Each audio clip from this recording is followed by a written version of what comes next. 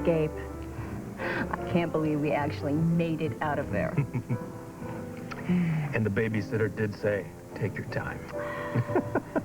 Thank you for this, Ross. I know that you're under a lot of pressure at work, and I suspect you'd rather be home writing a brief. But I just thought that there were so many things left unsaid. One or two problems to be solved.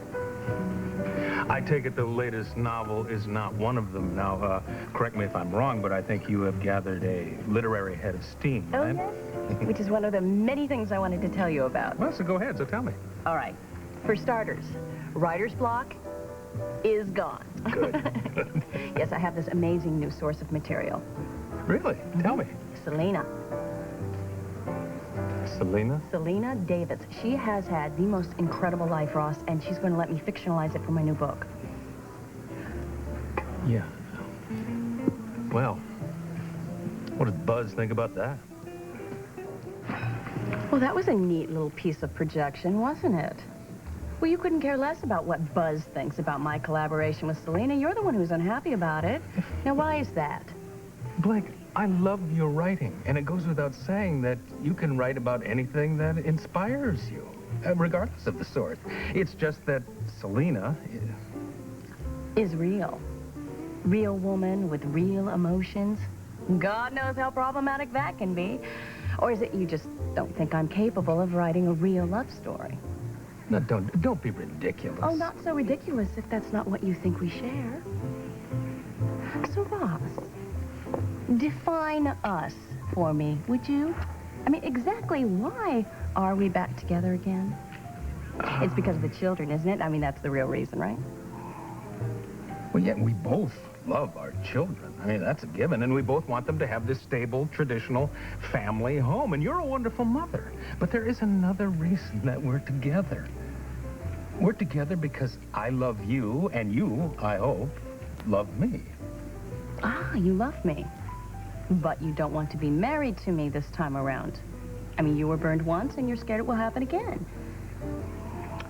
Twice. I was burned twice, but I am not counting. And in your life, you have never been more wrong. I feel, particularly at this moment, completely married. But we're not. I mean, you mentioned it very briefly at the royal wedding, but we haven't talked about it since. We've been pretty busy since then, haven't we? No, you want me as your nanny. God knows you want me as your partner in bed.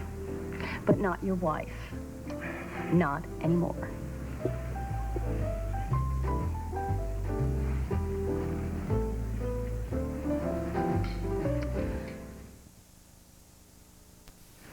Blake, you are the woman that I want. You're the woman that I love.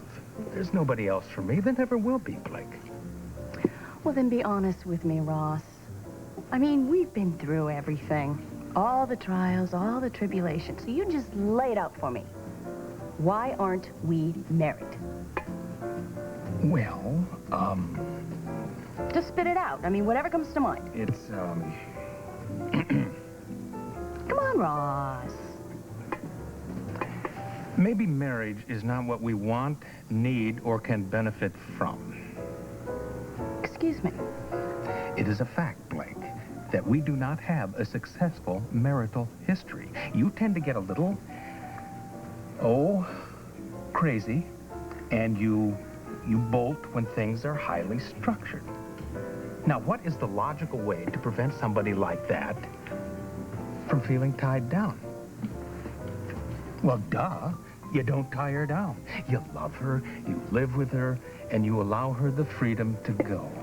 And by doing that, maybe she'll stay. You see, I am trying not to give you anything to rebel against. Sounds to me like you're trying not to make a commitment.